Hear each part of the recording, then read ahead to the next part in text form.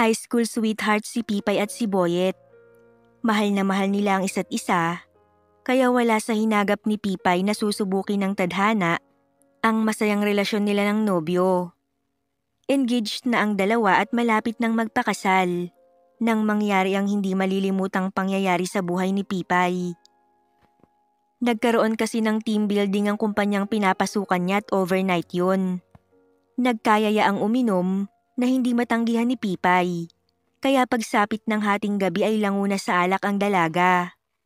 Hindi niya na alam ang nangyari at nagising na lang siya sa isang kwarto na masakit ang ulo at katawan. Wala rin siyang saplot. Lalong sumakit ang ulo niya dahil hindi niya maalala kung sino ang nakaulayaw niya ng nagdaang gabi. Kung sino ang lalaking kumuha ng kanyang puri. Lumuluhang bumangon ng dalaga at dali-daling nilisan ng kwartong saksi sa nawala niyang puri. Ang tanong niya sa sarili ay kung sino ang pangahas na nakialam sa kanya. Habang sakay ng van pabalik sa Maynila, walang imik sa kanyang upuan ng dalaga. Lihim na inaaral ang mga kasama na masayang nagdadaldalan sa mahabang biyahe. Samantalang siya ay abala sa kakaisip sa kinasangkutang sitwasyon. Pumikit pa ito upang alalahanin ang nangyari ng nagdaang gabi. May mga ilang detalyeng nagpa-flash sa utak niya, ngunit hindi yun malinaw. Naalala niya na galing siya sa CR nang may maamoy siyang pabango ng lalaki na siyang nagpabaligtad ng sikmura niya. Dahilan kung bakit isinuka niya ang mga kinain. Nilapitan siya ng lalaki at hinagod nito ang kanyang likuran. "Okay ka lang ba, miss?" Tanong pa nito sa kanya. Dahil sa malabong alaala, walang maaninag ang dalaga. Siguro ay dahil madilim din at lasing pa ito. Basta ang natatandaan niya, may kakaibang init at kilabot siyang nadama sa mga hagod ng lalaki sa kanyang likuran. Kaya siguro nagpatangay na siya sa init ng kanyang katawan. Hanggang doon lang ang natatandaan niya. At pilit man niyang alalahanin pa ay mistulang panaginip na naputol ang lahat. Blanko na ang mga sumunod, kaya lihim na umiyak ang dalaga sa kanyang upuan. Mabuti na lang at itim ang kulay ng kanyang salamin. Lunes, pagpasok sa office ng dalaga, dala pa rin niya ang bigat sa kanyang dibdib. Lihim na pinagmamasdan ang mga lalaking kasama niya sa outing. Ngunit wala ni isa sa mga ito ang kahinahinala sa kanila. Hindi niya alam kung mas okay na hindi niya na makilala yung lalaki. Pagsapit ng uwian, nakita niya ang nobyo na matyagang naghihintay sa kanya. Agad na nangilid ang luha sa mga mata niya nang makita ito. Araw-araw kasi kung sunduin siya ng nobyo. Nang lapitan siya nito at bahagyang halikan sa pisngi ay bahagya pang nailang ang dalaga. Kinilabutan siya na dati namang hindi niya nararamdaman. Siguro ay dahil pakiramdam niya, hindi na siya malinis na babae para sa nobyo. "Bakit, love? May problema ba?" Tanong ni Boyet kay Pipay. "Wala, love." Nauutal pang sagot niya sa bayuko ng ulo. Nagtataka man ay hindi na pinansin ng binata ang inaasal ng kasintahan. "Love, nakausap ko na pala sila mama. Sabi ko kausapin na yung mga ninang natin. Kasi next month nagaganapin yung kasal." Doon biglang tumingin si Pipay sa nobyo. "Bakit, love? Hindi ka ba masaya? Tuloy na yung kasal natin." Masayang sabi nito, sabay pisil sa braso niya na tila gigil na gigil. "Excited na ako sa honeymoon natin, love. Walang tulugan ha. Matagal kong hinintay na mapasakin ka." Dagdag pa nito. Doon tuluyang namula ang muka ng dalaga at biglang nag-init. Paano kaya pag nalaman nito na hindi na siya birhen? Halata pa naman ang pagpipigil ng nobyo tuwing magiging intimate sila. Gusto daw kasi nito na malinis siyang ihaharap sa dambana, kaya nagtiis ito na walang mangyari sa kanila. Pagdating sa bahay, hindi na nagtagal ang nobyo niya. Naglakad na siya papuntang kwarto nang magsalita ang kanyang ina.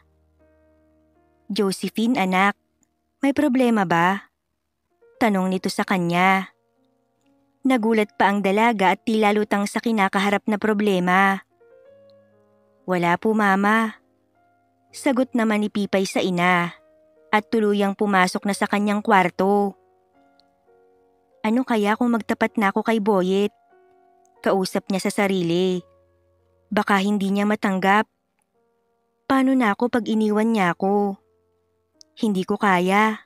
Wika ni Pipay bago tumulo ang mga luha sa mata.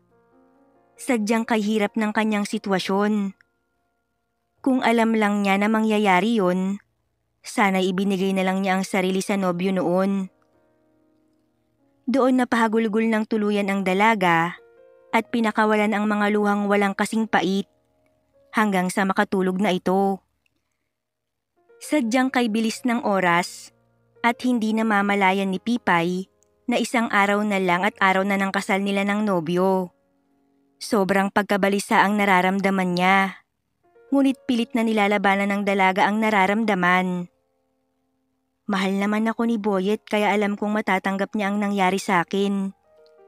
Pampalakas loob pa ng dalaga sa sarili bago matulog ng gabing yun. Kinabukasan, araw ng kasal, lahat ay excited maliban sa bride. Pagdating sa simbahan at harap ng altar, halata ang kasiyahan sa mukha ng mapapangasawa. Bilang mag-asawa, magmahalan kayo at pakaingatan ng isa't isa. Kung may problemang darating, wag na wag niyong susukuan at pag-usapan ng mahinahon. Lagi niyong tatandaan na walang problemang hindi naayos sa mahinahong paraan. Pagtatapos pa ng pare na siyang tumatak sa isip ni Pipay. You may now kiss the bride. Palakpakan ng mga tao nang hinalikan siya ng asawa. Nang isa-isa nang mag-alisa ng mga bisita, lalo nang hindi mapakali si Pipay. Hanggang sa magpaalam na ang kahuli-hulihang bisita. Agad na hinarap siya ni Boyet. Love, tara na sa kwarto natin. Matamis ang ngiting wika nito sa kanya.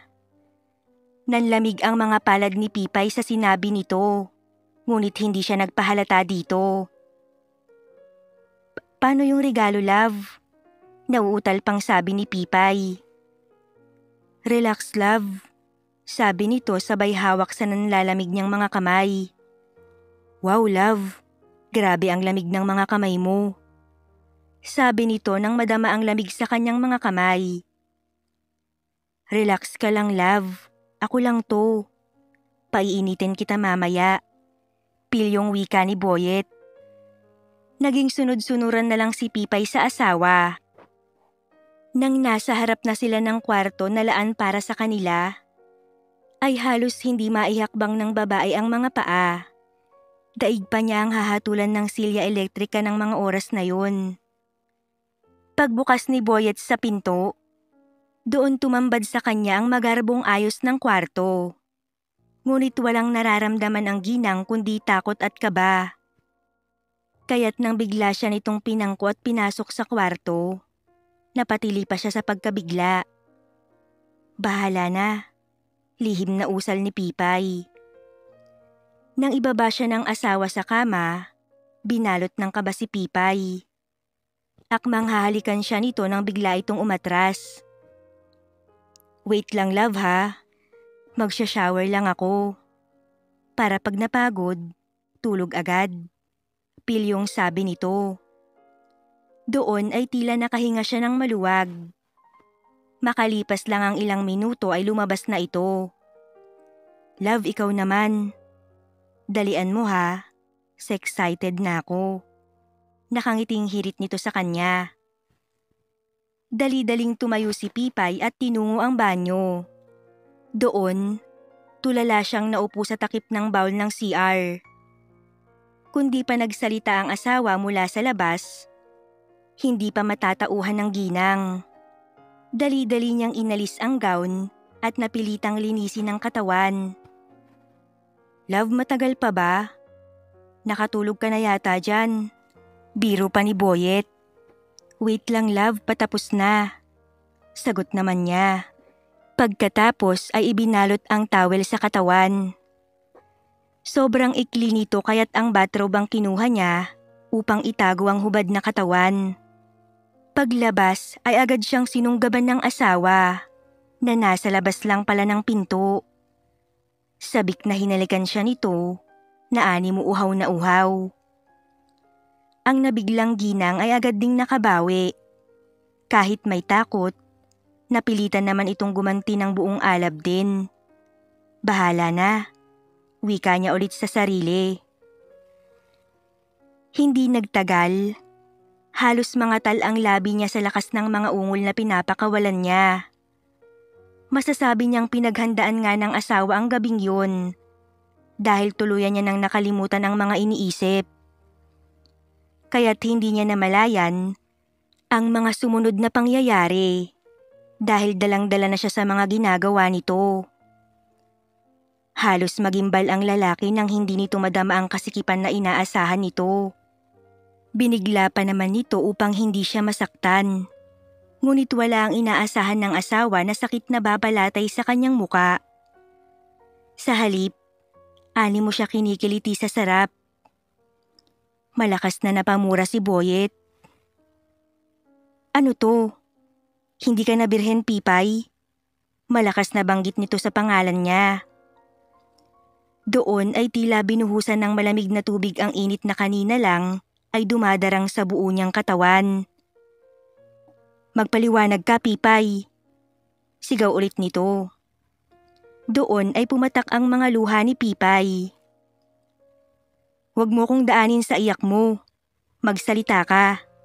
Sabi nito at hinawakan ng magkabila niyang braso. Niloko mo ba ako? May iba ka ba? Yugyug ni Boyet sa kanya. Kita ang galit sa mga mata nito na tila nag-aapoy ng mga oras na yun. Ginalang kita. Nagtimpi ako para sa araw na to. Tapos malalaman kong wala na. Ibinigay mo na sa iba. Sino ang lalaki mo? Sunod-sunod na wika nito. Doon, unti-unting itinaas ni Pipay ang muka at sinalubong ang galit na mga mata ng asawa. Walang iba. Wala akong lalaki, maniwala ka. Paano nga mangyayari na hindi ka nabirhen? Sigaw pa rin ni Boyet. Wala nang nagawa si Pipay kundi ikwento ang masaklap na nangyari sa kanya.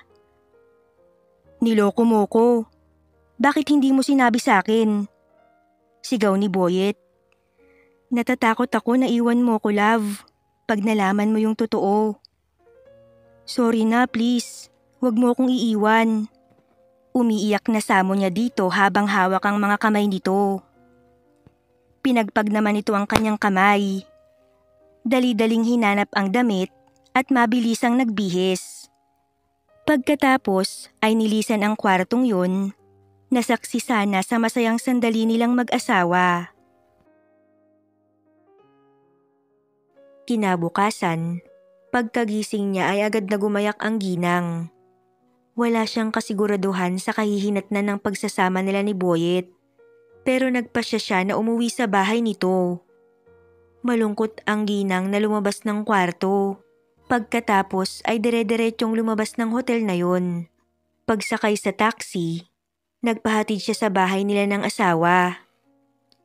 Pagtungtong ni Pipay sa kanilang bahay, doon nagsimula ang kanyang kalbaryo. Pagbukas pa lang niya sa pinto, ay lasing na asawa na agad ang bumungad sa kanya. Magluto ka ng makakain. Sigaw na sabi nito sa kanya. Tila ito nagpalit ng pagkatao. Sa isang iglap lang, nawala na ang bakas ng lalaking minahal niya at labis din siyang mahal. Natatarantang agad siyang pumasok at dumiretso sa kusina. Matapos makapagluto, mabilisan niya itong inihain at tinawag ang asawa na tila tulog na sa sofa. Love, naihanda ko na ang pagkain. Kumain ka na. Hawak niya ito sa braso. Bigla naman itong pinalis ang kanyang mga kamay. Huwag mo kong hawakan. Nandidiri ako sa'yo. Padabog itong tumayo at bahagyang sumuray pa. Sasabayan niya sana ito sa pagkain, ngunit pinigilan siya ni Boyet. At sino ang nagsabi sa'yo na pwede kang kumain na kasabay ko? Galit na wika nito. Nasaktan siya ng gusto sa sinabi sa kanya ng asawa, ngunit hindi na siya kumibo. Ikuha mo ko ng tubig. Utos pa nito na agad naman niyang sinunod. Oh, ano pang ginagawa mo dito?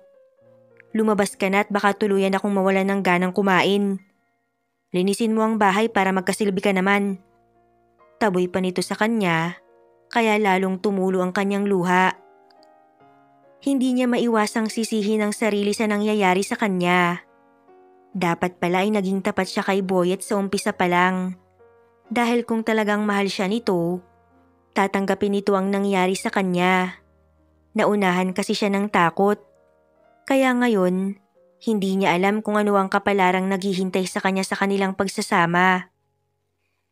Hindi naging madali ang mga sumunod na araw para kay Pipay, sapagkat sa tuwina ay puro masasakit na salita ang natitikman niya kay Boyet. Halos araw-araw din itong lasing. Hindi na rin siya nito tinatawag sa kanyang pangalan o endearment man lang.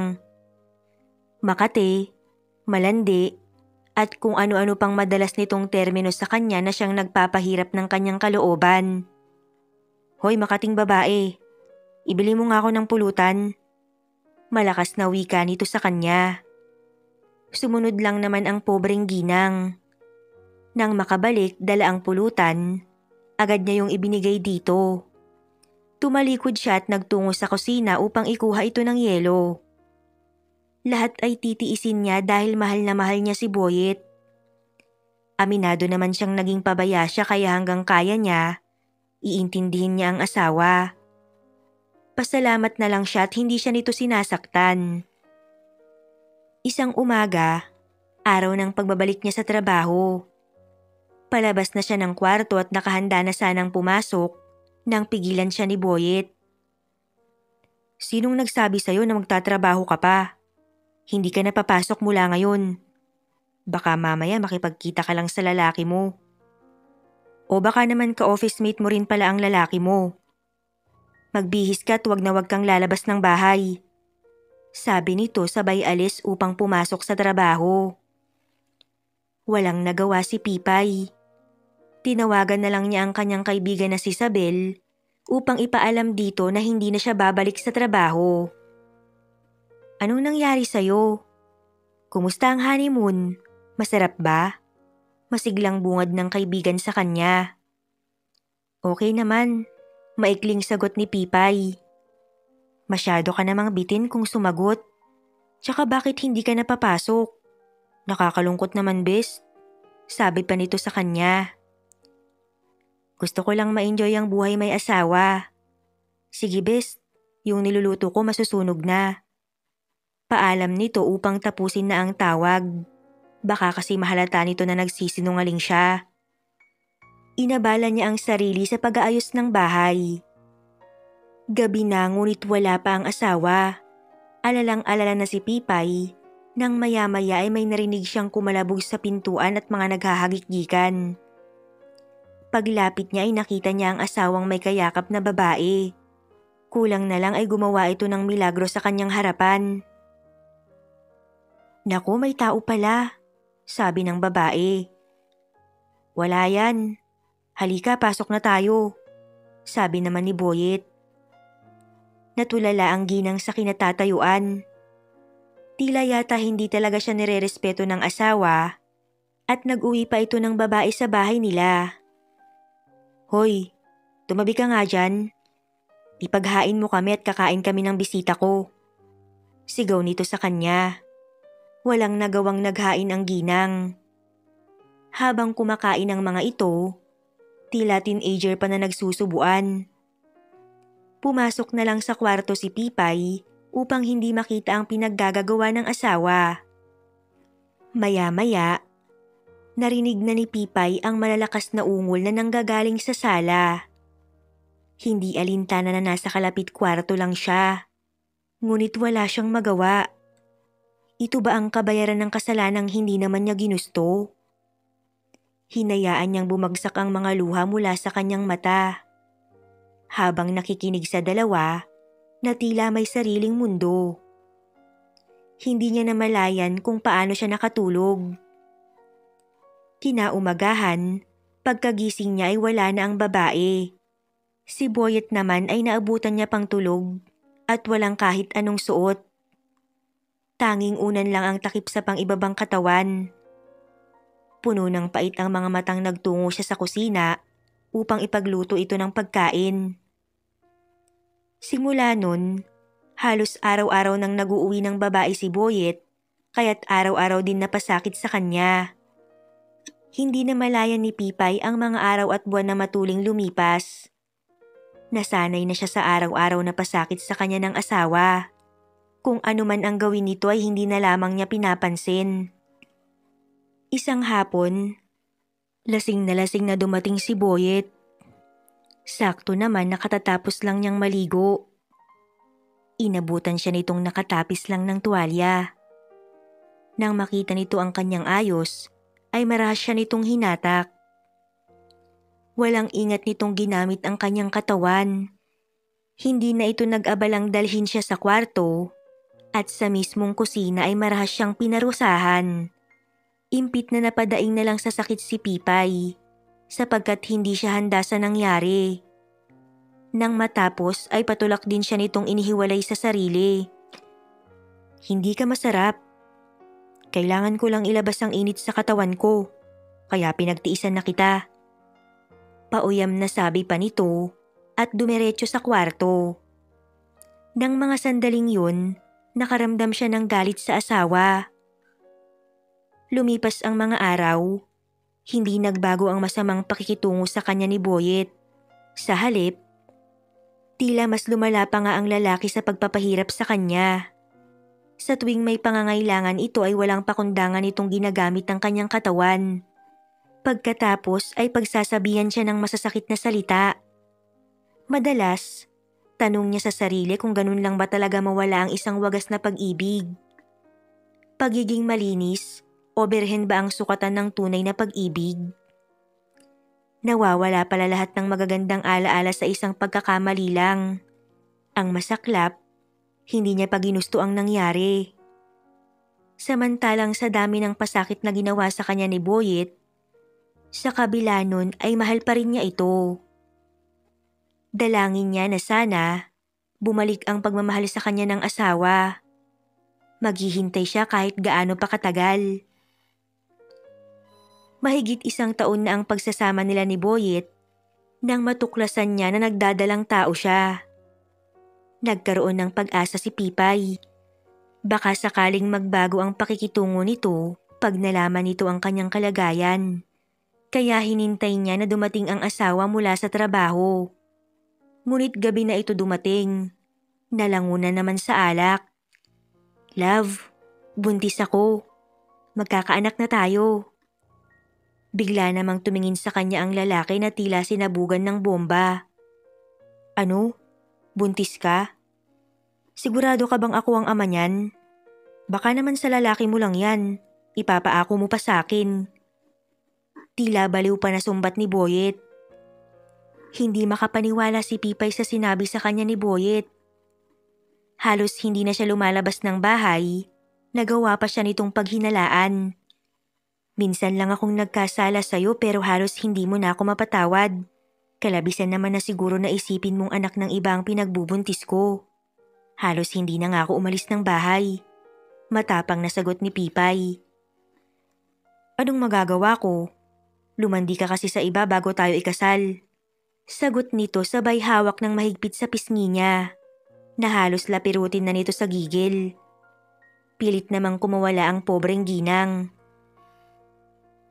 "Ang sakin lang naman, talaga bang sobrang baba ng tingin mo sa akin?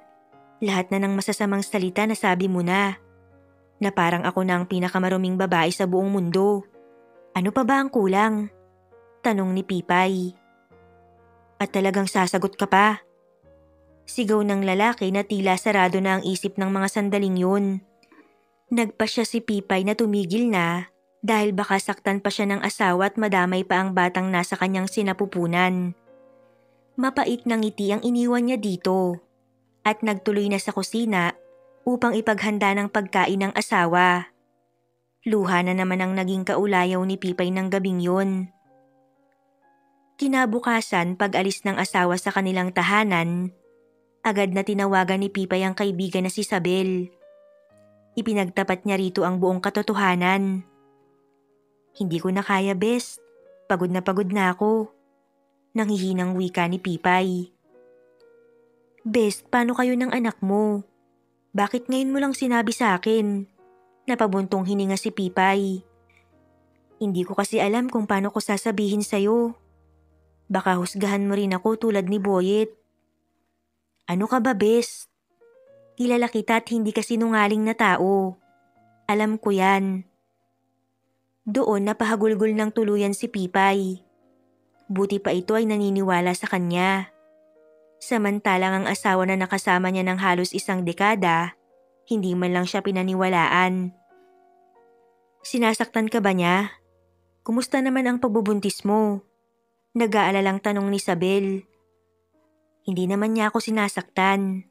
Kaya lang, masasakit na salita ang araw-araw na naririnig ko sa kanya."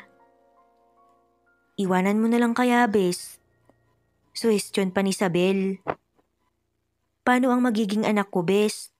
Kaya mo yan. May pamilya ka pa naman, di ba?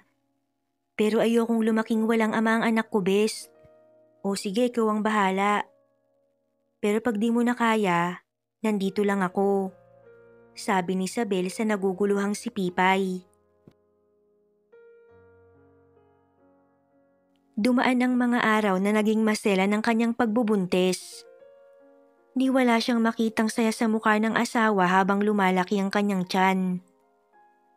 Isang araw, halos panawan siya ng ulirat sa pagsusuka. Hindi man lang siya dinamayan ni Boyet. Tuloy-tuloy lang itong kumain at pagkatapos, umalis na hindi man lang siya nililingon. Hinang-hina na napasandal na lang si Pipay. "Tiis-tiis lang, anak. Mamahalin din ulit tayo ng daddy mo," sabi niya habang hinihimas ang umbok ng tiyan.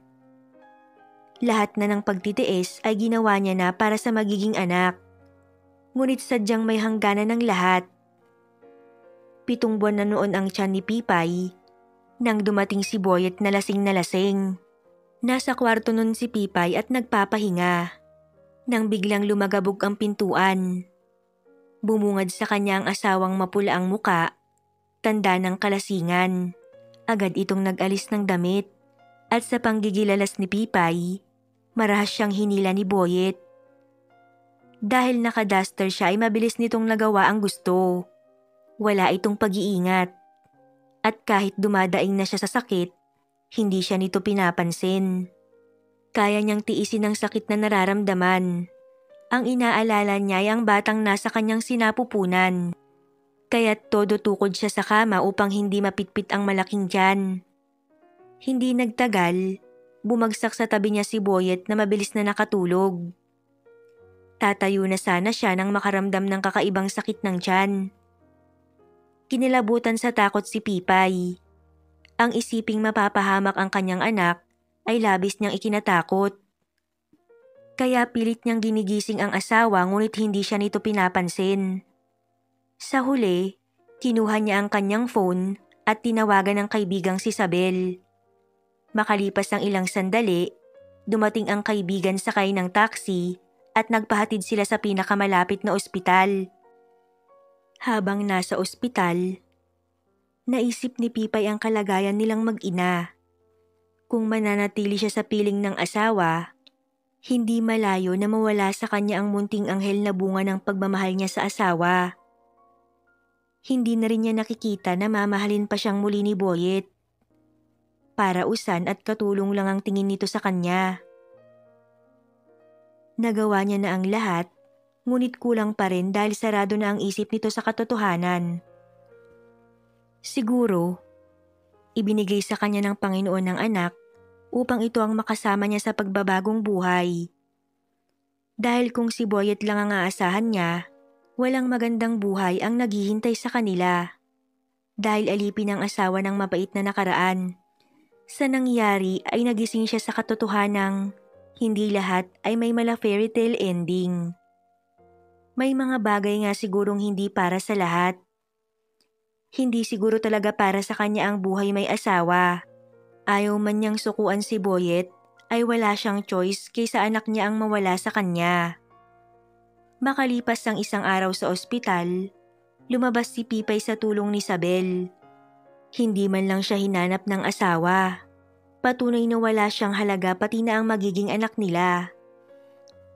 Pagdating sa kanilang bahay, inayos niya ang kanyang mga gamit.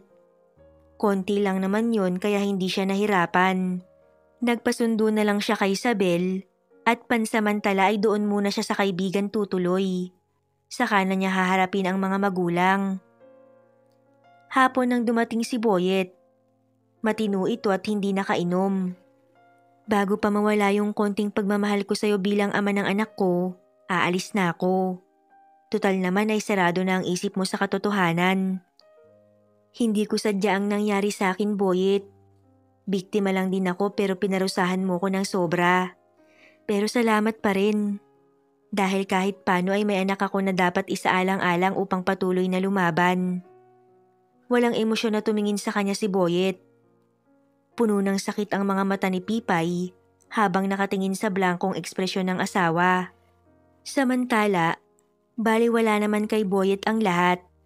Mas matimbang kasi sa kanya yung sakit na yumurak sa kanyang pagkalalaki nang malaman niyang hindi na birhen ang babaeng sinamba at iningatan niya sa matagal na panahon.